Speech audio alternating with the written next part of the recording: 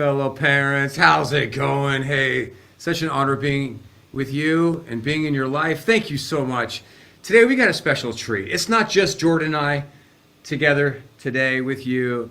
We've got Wendy and Terry Snyder, and I'm excited to share them with you, talk about her new book, get to know these two. Wendy Snyder is a certified positive parenting educator, family life coach, and founder of Fresh Start Family, where she helps families ditch fear-based discipline and raise strong, emotionally healthy kids with compassion and confidence. And she's got all the good stuff, the podcast, the coaching programs, guided thousands of parents. And we're going to hear today about her new book, which I'm excited to share with you and listen to these two talk about it. It's called Fresh Start Your Family, Powerful Parenting to Restore Peace in Your Home. And just like where Jordan and I are from, beautiful San Diego, that's where these two reside. So what's up, Snyders? Welcome. We're so happy to be here. Thanks for having us, guys. We're pumped. Stoked to be here. Thanks for having us. Well, you know, there's a lot of women in this space, you guys. A lot of wonderful, smart women. That is kind of part of my story, where I started becoming a family coach, and I started reading books and learning primarily through amazing, wise women. And now it's just an honor. We have another dad, Jordan, another dad with us here. How cool is that? It's funny, you guys, when we put out these stories sometimes on whether it's Instagram or clips and stuff, you know, we get a lot of comments from the female population, and usually the comments are like, I wish my husband did this. I wish my husband knew this. So Terry, I mean, being another dude, a husband, a dad, we got to ask, man, being married to someone, I guess kind of like a Sean Donohue, a family coach, so to speak, someone that helps guide your family. How has that been for you? Wow. Yes. Well, it's been amazing. And yeah, I'm here also because I heard there was a lot of women in this space. So that's one of the reasons why I'm here. No, I came here because I have this woman in this space. And, you know, Wendy and I, we've been together so long. We've seen so many things together in our journey. 30 years. 30 We've been years. together 30 so years. even 30 like, years. So pre-kids, we had a whole chapter of dating and marriage. And then when it came time to have kids, it was just became very clear that, well, at first I thought, oh, I'm going to be okay because she knows everything. She spent a ton of time being a coach. She coached kids, sports growing up. Okay. She was a nanny. She knew all these things. And then kid number one comes along, rocks our world. And within like a couple of years, I'm looking at her and I'm like, oh, wait, I thought you maybe. I was a hot mess. No. I mean, you still knew way more than I did, but I was like, It was clear we were like, oh my gosh, we need something. But she is the type of person that you give her something that she cares about and she loves, she's going to put everything in her being into it. And so it's amazing there's something new all the time. She's a learner, so there's always something new she's learning, whether it's business, whether it's parenting. But it was clear early on, once we decided to go down this path, when our daughter was about 3 years old and our second one was coming home, that Wendy was going to be bringing home concepts, that there was going to be, we were not going to be masters, we were going to be students of parenting. And so that's what it's been like ever since. Yeah, 15 years ago, that was the day we brought it home. And yeah, what a wild ride.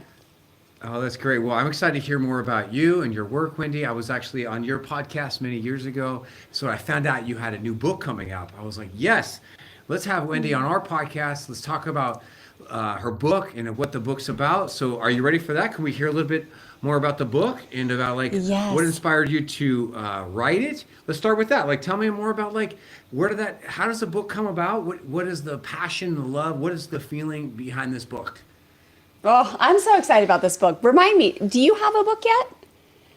Well, you sent me like the digital copy of the book, but I've got But I mean, do you have your own book yet? Do you have your own book my yet, book. Sean? Oh, I am happy to share that, yes, I have a deal with Zondervan, and my book is done. It's in the editing process, and it should be coming out late 2026, early 27. Oh my gosh, that's such good news to hear. We need more. We call them rad dads. We need more rad dads in the space. So Yeah, you. so it is such a labor of love to write a book, right? It's been 2 years since I started writing this book, and then it comes out into the world, and it just feels so surreal, right? To be able to get something into the hands of so many people across the world that is so accessible, right? Like it's so fun to be a teacher of this work, but that it's a labor of love, right? There's a lot of effort, and now having a book to be able to just put in people's hands is so exciting. And so this book came out after I had been developing my curriculum and teaching our students from around the world for 8 years by that point, so almost 7 years. So we had really developed our body of work. I had been building out my online education platform. We had been podcasting for a few years, and we just decided, hey, let's go ahead and put all of this into one place so it is accessible. And really, in the book, I think what makes it unique is I love to teach through story, and I love to teach through vulnerability and humility. And I do think that that's, my students would also say that's one of my superpowers is I'd really go there. I don't hold back from all of our stories. So in this book, it is all of my stories, my worst moments, my best moments, when I got it wrong, when I got it right, the things that I regret, especially early on in the years when I was just learning this work and really repaving the neural pathways in my nervous system to feel safe responding versus reacting. And I think readers really appreciate that because we teach the A to Z of concepts in this book, right? Section 1's all about paradigm shifting, understanding, that misbehavior is just communication, that rules plus relationship equals respect, rules minus relationship equals rebellion, right? We really set the stage there. Section 2 is all about healthy communication and modeling. 99% of what children learn is caught, not taught.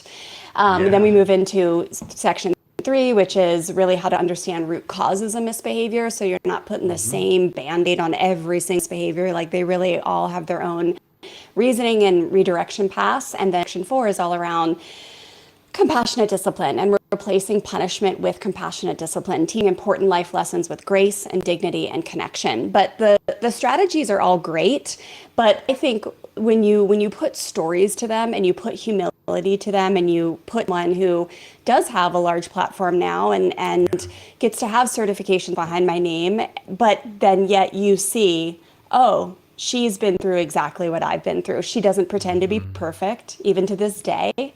I still love to share with my community when I get it wrong. Like I cursed at my daughter like on the last Easter. Easter, I cursed at my 17-year-old daughter. I'm like, but I just think it's so much fun to learn with someone who isn't like high and almighty, like just we're all in this together. And those of us who grew up in autocratic or authoritarian systems, which included punishment or fear-based, shame-based stuff, it just takes a long time to pave the new neural pathways. And that's what I hope this book brings to the world is the strategy piece, but also just you're not alone, you're not crazy. It's going to take you a while. Mistakes are opportunities to learn, and welcome aboard because but it will be the best investment you ever make in your entire life and for your family legacy is when you invest the time and your resources into learning a new way and creating the relationship of your dreams with your children. I couldn't agree more.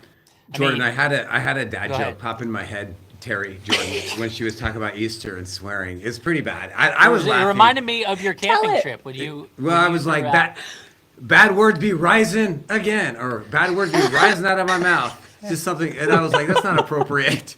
I don't know if you make jokes. That's a good Easter one. I like it. I don't know. It's like you rising back, bad thoughts. I don't know. That wasn't that good of a dad joke. Well, guys, I know, we me and Sean record this on a weekly basis, and he does a lot more, but he shared with us not too long ago about an experience. He went on a camping trip with another family, and he dropped a curse word in front of another parent's kid, and had to go through that whole process. I'm like, this isn't just my kid.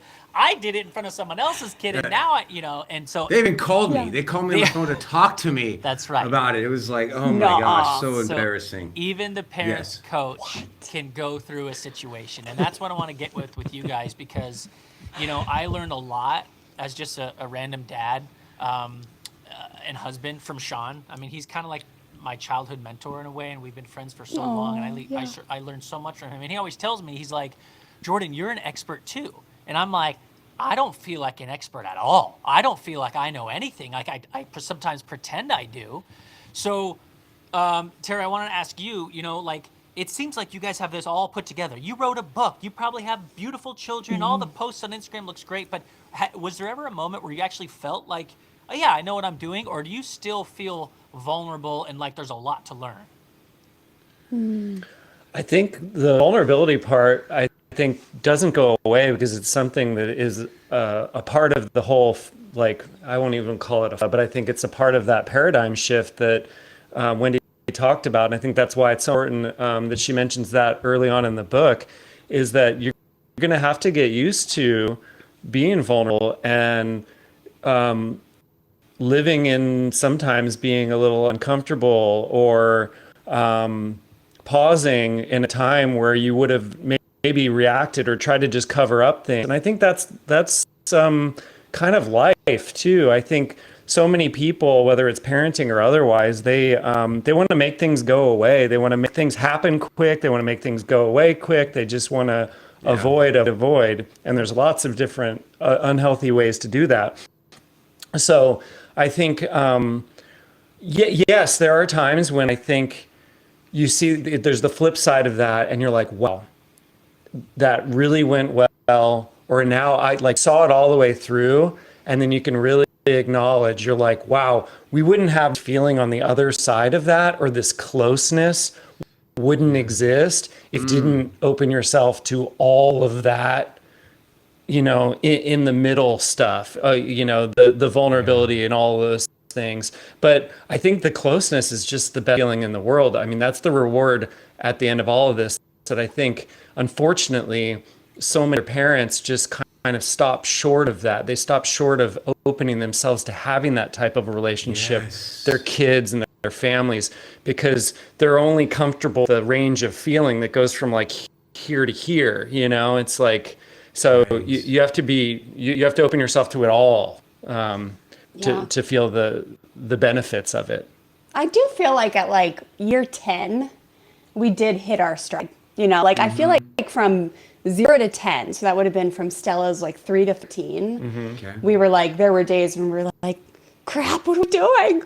Or like moments where like sometimes you would think like, are we drinking the Kool-Aid? Like, can we even trust this stuff? Like, what if we're like, what if our grow up to be like entitled brats and maniacs? And then, I don't know, something happened after a decade where I think you and I were just so like confident with the results. And I think having the community around the world, and you would hear all these success stories, like you get to see, like you can really trust this stuff. And I think that's where the confidence, I think, locked in a lot. I think when as we started to handle the situations, like the big moments where you needed to teach like intensely, right? Like we have some big story in the book. And I just feel like we were pretty locked in by that point. But there was a good decade, I feel like, where we were just like, what are we doing? We'd call each other. One would flip out, and then it was always like a yin and a yang. The other one would be like able to pull in some miracle Zen calm, when the other one was like triggered as hell, right? But like, and then it was the opposite. So, but I do think like you do hit your groove after a while, because you've been through a lot of it, and it becomes more confident, but you got to live it like every single week. And that's one of the benefits of being a coach, right? Like, and leading a community. Yeah. Terry's been in like the deep healing weekends. I teach twice a year for many, many years. So the commitment and the consistency does work over time to like really up the confidence. This is like what you guys just shared there was really special. And it was kind of cool, like having a husband and a wife, because what you both shared there was really important and really true. Wendy, you kind of shared like, like part of growing up as a parent is you use good skills, you grow, you improve, and you hit a stride. That's what I would hope everyone feels. Like, you feel confident. Yeah. And then what Terry shared was absolutely brilliant and real too. Like, you got to keep your heart open, and it's messy and it's crazy and it's emotional, but it's special in that intimacy of kind of going through crazy stuff with your kids and with your spouse. So that was really cool, Jordan. We got a husband and a wife here, and kind of hearing that perspective. So let me ask you a question about Wendy. You talk a lot, and in your book you write about how parents aren't really failing they're just kind of feeling unsupported. Tell me a little bit more about what do you mean by that in this like reframe change that you talk about, because I think that's a really juicy topic. Feeling unsupported, feeling alone as a parent. What are your thoughts on that? Yeah, well, the more like as my body of work has progressed through the years, I have found that I love like the students that are in our certification program. So by the time they're finished, like a 7-month intensive mentorship program, they walk away with a certification as a Fresh Start Family coach, certified in the Fresh Start Family approach. And it's been so fun to go super deep with them, right? So like our book and like our main work, like you start to understand the concepts and all these things. And then on those deeper programs, I get to like really know what's underneath people and their triggers and what lies and the big drivers, like the emotional literacy and the feelings that are most likely avoided. And I'll tell you, after all these years, we probably had like 50 graduates of the big program that I've gotten to work with so closely. I will tell you that the common driver, the fear that so many parents feel but don't know how to feel, we're never taught how to feel it, is scared. And often it's scared I'm failing, scared I'm not enough, scared something's wrong with me. Now, a lot of times that will transfer to the kid too, and we'll feel scared something's wrong with them, scared literally that something's wrong with them. But a lot of times it comes back to this just general underlying feeling of afraid that we're not enough and that something's wrong with us and that we're failing or that we're messing up our kids or a better parent would know what to do.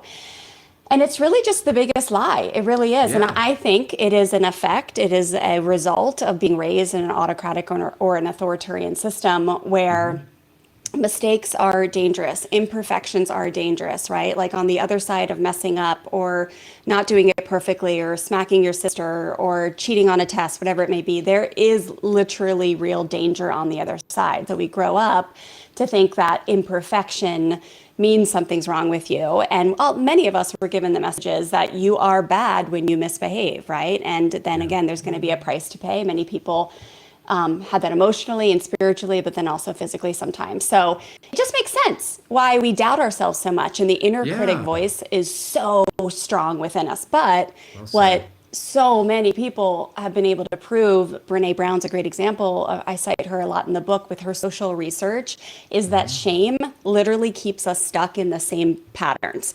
Like they have proven that shame, which is like something's wrong with me, you won't be able to stop yelling. You won't be able to have peaceful conflict resolution with your spouse. You won't be able to discipline with grace and dignity. You won't be able to walk away when you're triggered instead of reacting intensely to a child, as long as you are still thinking something is wrong with you or that you're failing or that whatever. So we get to flip that and we just get to normalize it and realize that we all feel scared that we're failing at times. Scared is an emotion that is a precursor to bravery and courage. And so the most caring parents often will feel scared quite often. Maybe I'm not enough. Maybe I should be doing better. And when you learn to just realize, I've just never been taught the how to. I think a lot of parents in their gut, in their heart, they know. Like, this feels weird to like be punishing my kid all the time or raising my voice or using threats like a language, but they just don't know the how to. And that's where the under-supported part comes in. If every single parent was blessed with this information, like in high school curriculum, I don't know about you guys, you're younger than us, but back in our day, we had home ec, we had to learn how to like bake. We had like sex ed, of course, it was like 6th grade home ec, but these are like required skills, right? That you had to do to graduate high school. You had to take home ec. Was there anything else? Like sex ed. Those were like the big requirements of like life skills. But imagine if moving forward, like the thing that most human beings are going to do is spawn another human being. Like there's kids, there's people that don't have kids, but a lot of people are going to spawn another human being. They're going to raise a human soul. Like my dream is to have this be just regular old like information that anybody gets, a little bit about child development, a little bit about psychology, and a little bit about how to influence a human being without a power over system, because to us, true power. And once you learn that there, then you're off to the races. It's not rainbows and butterflies as you implement it, because you're gonna hit those rocky spots where it's gonna feel, I can't do this, this is too hard, or it's not going to work. And that's why you need a great coach, right? Like you or I. But it's just, you just need the how to. And that's what I mean by under supported. Yeah. I've been thinking a lot about that term recently too, under supported. And I was thinking like, we are so like wired for human connection. And most of the things we do, we don't do it by ourselves. If you go to Pilates, you're usually in a class with other people. You don't really go golfing by yourself. Kids go to school and they're surrounded by other human beings. You often, if you have car problems, you take your car to another person and you say, please help me. You go here. And so parenting, because of a lot of reasons why you just described, Wendy, shame being one of them, we just feel so alone and so like, alone. Like just today in my VIP membership, one of the moms said, it's really hard for me to talk about this, but I need help. And she tells me that she caught her 16-year-old son with steroids. And I said, steroids? Yeah, this is totally like a thing, everybody. I remember we were growing up in the 80s and 90s, everyone told us, don't do steroids. Don't do steroids. They're very bad. And then I said, hey, let's see the steroids. Do you have them? She was like, I do. So she pulled them out on the Zoom camera. She showed us all the actual steroids. And then we heard from this mom and this mom and this dad and this dad. And they're like, hey, I've had issues with this and body dysmorphia and issues with my sons and their bodies. And I wasn't planning for it to be like something like that. But I think the mom felt really supported, hopefully by me, but also by like the group. Like we need each other. We need to be able to talk about the stuff that's going on. That is true. It's so Sean, true. Quick, I have a question for all three of you real quick. Sean, for you, the question I have for you is really simple answer. What's the oldest kid and family that you've helped? Was it like, parents and then like a senior? Like what's the oldest they've been in that family? Snyder, so you guys take that first.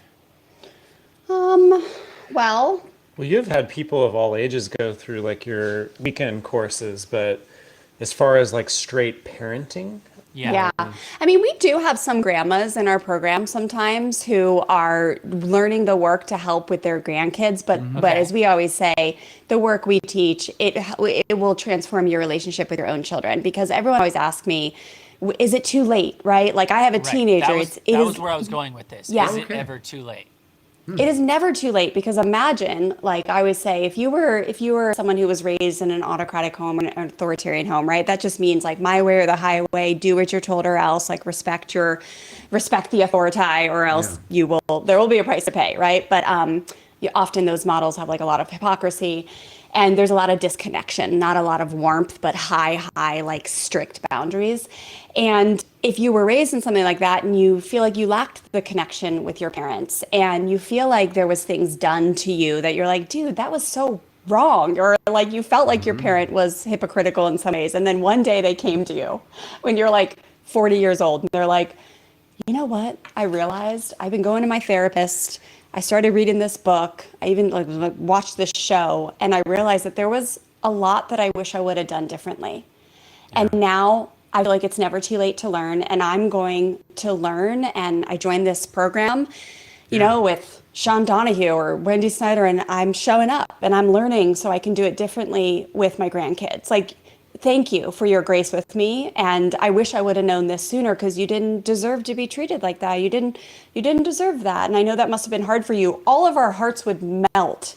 We'd be like, oh my God, thank you, right? But what happens is most time parents will go to their grave defending what they did, right? And we see that it's a lot with teenagers. They never were taught that humility is a superpower. They think, if you take responsibility and you admit that you did something, or that it's like, it's just weak. It's not weak. It's strong. That's what actually brings teenagers into like, listen closer to your guidance, is they don't buy the BS of like, I'm perfect. They really will pull closer to you if you're willing to admit. But a lot of parents just will double down on justifying and defending, whether it's raising their voice, punishing their kids. I mean, here in our area in Southern California, I watched my kids, like 9 out of 10 of their friends, they're still getting punished. Their iPhones get yanked, every other weekend. They get their their e-bikes pulled. They get grounded. And then I watch the kids and they just go secretly hide the behavior better. Of course they do. And then Yep. talk crap about their parents. It just They doesn't do. work. Yep. It doesn't. Yeah. Yeah. And it's sad. Jordan, I wanted to somewhat answer that with a part two here too, because like what I found also as a byproduct of this, I'm going to call it work, but it's more of like a mindset shift or lifestyle. Yeah. Is that Wendy's book could easily be called Fresh Start Your Relationships, not Fresh Start Your Family. I mean, this is for anybody that's interested in having healthy relationships. I've learned things that are in a parent child kind of dynamic through my time, and then realized that in the workplace, I'm like, oh, this person was just, that's a power kid that just grew up to be an adult, and they've kind of, they're seeking something. And a lot of times I'm not like doing it like super consciously, but I do kind of create some sort of empathetic connection with this person, or understand like what their motivations are, or why they might say something a certain way or whatever. And I realize it's all because of this work. And then in the end, you end up having a better chance of having a better relationship with somebody that's maybe not quite exactly like you. Yeah, that's good. No, that's really good, because a lot of people listening, they could think it's too far, like, or they've waited too long. They have Sure. now a kid that's about to graduate high school, and they already feel like a failure, and there's no reason to change because they're almost out of the house. But I think what you're saying is like, you're never too old to learn. You can teach an old dog new tricks, and Heck you yeah. can help that relationship even after the kids are out of the house. Maybe they're young adults, and maybe they're having a kid, and you want to be a better grandparent. So there's always room to learn. Yeah. Yeah. I got a tiny little quick story there, and it's a little intense, but hopefully you guys will We like be intense blessed by stories. it. Yeah, it's a little intense, but my coach that I studied under for 10 years, she's a dear friend of ours. She's in her 70s now. She's got like 14 grandkids or something. She's amazing. She raised 4 incredible boys on this work that are all red men with families. But she was telling me she was telling us a story in the classroom once of a dad and his son who were just like not doing well in his teenage years, right? Dad was, I think, a sheriff or a police officer, and he had a lot of, the autocratic ways. Like, that's just what you do. You put your kid in their place. And he had come to my teacher, Susie, and said, it's just gotten to a place where I don't know what to do. And he started learning, he started being willing to do things differently. And eventually he was like, Susie, he just still won't talk to me. This is really rough, because they were in a thick pattern, right? Like, at that point, you're in a thick pattern. So it's not rocket science to know that it's going to be harder to undo it the later you enter the work. But Susie just said, look, I think you guys just need to go get away. And he was like, oh, really? And she's like, why don't you go camping? Just go camping for a few days. He was like, he's never going to go camp with me. And he was like, finally got this kid to agree to go camping with him. And for the first few days, the kid would not talk to him. I think he was like 16, 17 by this point. He wouldn't talk to him because their relationship was so gnarly. Yeah. And he said finally on like the 3rd day that he slowly started to open up and started to actually talk and have conversations. And he was able to take responsibility and tell him that I'm learning a new way and all these things. And by the end of the camping trip, were really feeling so much more connected and hopeful about their relationship. And then Susie ran into him a few years later, and he had said that he went on to have just such an amazing relationship. Oh, I'm like a super emotional person. He had gone on to have like a great relationship with his son in his late teen years. And then he had let Susie know that son had just died in a motorcycle accident. And I don't tell that story to be dark. I just want us all to remember that, like, dude, let it go, man. Like, just do the work. It doesn't matter how late it is. Like, we all have today, and you don't know how long we all have on this earth. And I know that dad is so grateful that he, between the ages of like 17 and 20 or something, when his kid left this earth, that he did the work. And those years were probably some of the best years of his life, because he had the courage to step into that extremely uncomfortable work and growth and yeah, so I just always think of that story with it's good. never too late. You're right. That's very nice. Very nice. Okay, look, I got a question for both of you. Two-part question, okay? Yeah. I'm really excited to ask you this question. The first part question is, tell me, when you hear the term gentle parenting, what comes to mind? What do you think of? And the second question is kind of connected to that, because just like you write here that you really like the term firm and kind. And I love that term too. That is a term I can really, really get behind. So tell us more about like the keys and the secret sauce of how to be firm and kind, and give us some tips, because some of us, we don't have to really struggle with being kind. We're very kind. We struggle with being firm. And other of us, like me, for example, sometimes I got the firmness down. I got to soften it up. Yeah, you do. A little bit. Hey, shut up, man. Me too. Hey. Give us some thoughts. And I feel like those questions are kind of connected, actually. I don't think there's two-part, I don't think they're different, because tell me your thoughts on that. Absolutely. I'll take this one, T, and then I want to hear your thoughts on Okay. firm and kind. So when I hear the term gentle parenting, I just have so much respect for the educators who would classify themselves in that category, because I feel like they were kind of the OG people who, when we started, when this style of parenting, connection-based, relationship-based, like respect the child, started to come out, like that was kind of the first and foremost body of work I've been in this work 15 years, and I just remember there was a lot of people that I met that would call themselves gentle parenting educators, right, or coaches. And so I just have so much respect for them, especially because, I just had an interview a few days ago with a woman who lives over in Sweden and the Nordic countries. It's so cool to learn that they all respect kids. The kids have human rights there. Like, they practice parenting like we teach. That is just their way of life. That is the way they have raised human souls for generations. And it's amazing how effective it is, because they have the world's highest happiness levels, and they have the biggest peace levels and the least violence. Like, surprise, surprise, it's not rocket science. Yeah. But back when this first started to develop, I just feel like the gentle parenting educators were the ones doing it. So, for example, my biggest book that I love recommending, if someone happens to be a Christian family, is Jesus the Gentle Parent. It's by L.R. Nost, and it was the day where I was like, thank you, God. You probably remember this day where I had been studying this work for a while, and then I found this book, and it was like perfectly spoke to scripture and the combination and why it's all biblical, blah, blah, blah. But I would think that L.R. Nost probably did, maybe she doesn't anymore, but would refer to herself as a gentle parenting advocate. So with that said, mad respect. And the reason why I call my work powerful parenting is because I just connect more the personality I am, and knowing more about the difference in systems. I connect more with a parent stepping into their true power, which does involve gentleness. It does involve self-control, all the fruits of the Spirit. It does involve compassion and love and connection and relationship. But all of those are part of a power with system.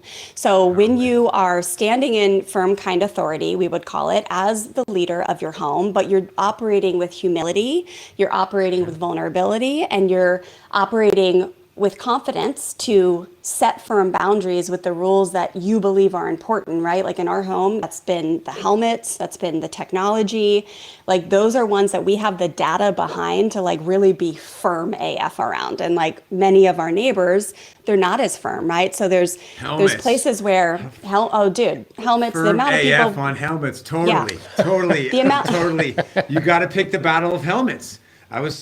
Please continue. I cut you off, but I mean, traumatic TBIs, traumatic brain I'm injuries are very no serious joke. about helmets too. Yeah, please continue. No, Yeah. you don't even. We have so many friends and people who have had traumatic brain injuries, but I cannot but we believe teach, it that we have these teenage boys doing, on these motorcycles, doing wheelies in traffic, and like, it's just nuts. Please continue. Yeah. And coming from we've got the kid who's 6'2", 15-year-old wheelie master, and the education there on where it's okay to do wheelies and where it's not. Yes. We know that our influence there comes from the relationship and the connection versus the, if I catch you doing a wheelie in traffic, your e-bike's going away. Like, that's not the way we get the cooperation that we want. So coming back to the gentle parenting world, I think that world is a little bit more like Montessori. I feel like the people that really resonate with gentle parenting are a little bit more like, I don't know, they're just not like, they just get the message young and they resonate and they're Montessori-ish, right? And then those of us in this body of work, it's more like we're often the painful generation cycle breakers. We might have come from an autocratic system and we are determined to not pass down that same type of hurt and harm to our children. And so we step in with, but you got to step in with power and confidence. Like it's, shoulders back, chin up, but yet soft heart. It's kind of the way I would explain it. And it is a power with system, whereas an authoritarian or autocratic system, it is for sure a power over system. It relies on threats, it relies on intimidation, it relies on, just a lot of fear and force and the democratic firm and kind system, which is what we would call a powerful parenting system or a power system, that is, it's all based on connection, relationship, firm kind limits, and really having the confidence behind your boundaries, and then a settled, healed nervous system, and really just up-to-date psychology and human development information. And then Terry, I'll let you, Jordan, you can hop in or you can comment on the firm. Wendy. Comment away, Jordan. I was just going to say, as we kind of, round the bases here, because we could go in depth in so many different things. If anyone's listening right now and there's like one big takeaway, something they can, an action item, right? It could be like, obviously, buy my book. But what I'm saying is something that's more like, what can they do tonight when they go home for dinner that will help? Advice for both of you would be great. Okay, let's see the takeaway. I think what I find with parents is the ones that are the most likely to be here listening and diving into this work and willing to learn and grow, as we say, expand your heart, learn new tools, strengthen your family. They often usually have at least one strong-willed child. So most of the families, again, are like, we've got at least one. Sometimes they have multiple ones, but at least one that is the button pusher. Yeah. They are the, just everything feels so freaking difficult. I'm not touching you. I'm not touching you. I'm not touching you. I'm not touching you. Yeah. And we have one attention kid that falls more into the attention category. That's the 6'2", 15-year-old. And then our 18-year-old is our power girl, right? This is the reason why I'm a teacher. Yeah. She is our strong-willed human. She was blessed perfectly with this strong will. But what I would say is just dive into educating yourself on how to, not just that you should, but the how to of how to truly honor those kids in your life. Because what I have found is that they are often the biggest catalyst for change if we are willing to accept the invitation, because they will push you to your edge. They will trigger you beyond belief. They will have you on your knees. And if you accept that invitation of like, what's happening here, right? Like I was never a yeller before I became a parent to my strong-willed child. I was never I was a great person. I was. I mean, I was always a little wild, but I was like, I did well in my career. Like I was just good.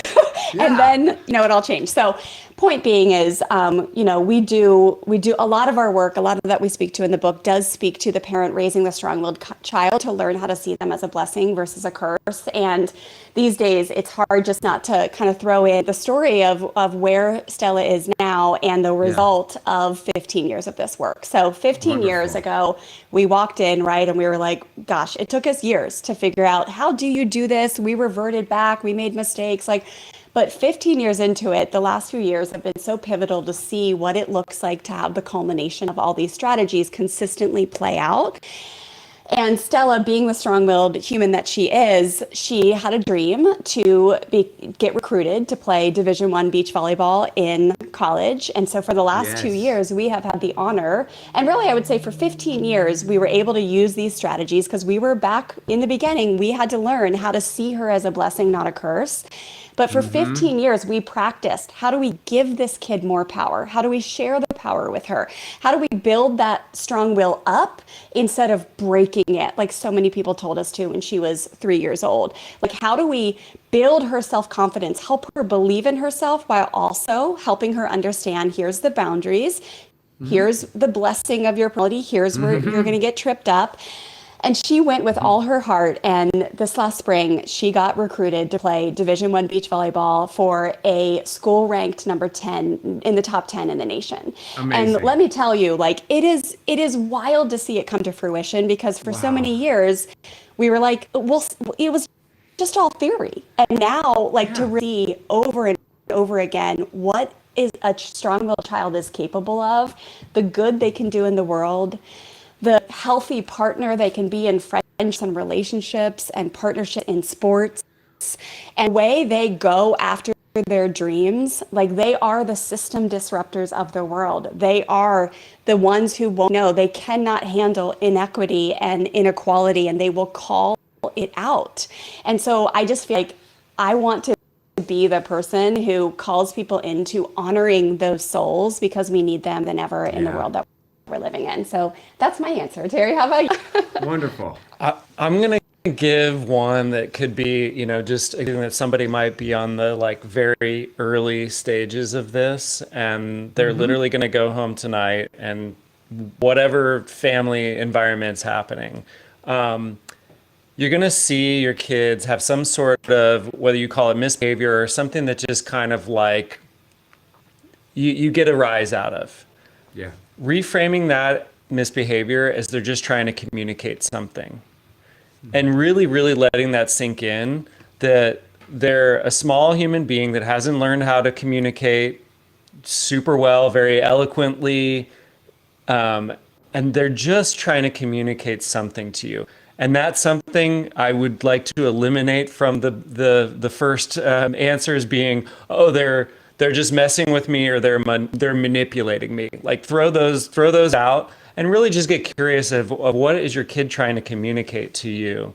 And just having that level of like pause and curiosity can be the first step into just seeing a whole new relationship with a young kid. It can be super young, it can be teenager, it can be all the way up to our 18-year-old. It's like they're acting in some way that doesn't feel right with me. Yeah. But they are trying to just communicate something to me, and just remove the rise out of it, remove that, and just get curious around that tonight, or judgment, and just try to operate from that position just for a night and see what happens. And just maybe it's power or belonging that they're looking for. Those are two They little might hints. just be looking for something very simple. Or connection. Yeah. Just the other night, Taryn said to us, he was so mad at us because I got mad at it. I got mad because he was hovering over me at the table, and he really retreated and had a moment. And he said, you know, I'm not an alien. You guys treat me like I'm the outcast, because we were like, sometimes Stella will be like, you belch too loud, right? And but in that moment, it was very clear Real stuff. that his what is that called when you retreat and like whatever. He wanted belonging. He wanted just someone to say, you're not crazy. I get you. You're not alone. You're part of us. You're not outside the pack. Like, you make sense to us. And he wanted mom to apologize for raising my voice at him, which I did. Of course. Come on, Mom. Yeah. Wonderful. Mom. Well, it's been so great hanging out with you guys. Thank you so much for your love for your kids, your love for our kids, your love for kids and parents everywhere. Thank you for those stories you shared. Everybody, Wendy and Terry Snyder, make sure you go check out and read her new book coming out, Fresh Start Your Family, Powerful Parenting to Restore Peace in Your Home. Thanks so much for coming on our show. Really happy to have you guys, and hopefully we'll talk again soon. Thank you, Sean. Thank you, Sean and Jordan. That was so much fun. Thank you so much. Thanks for having us.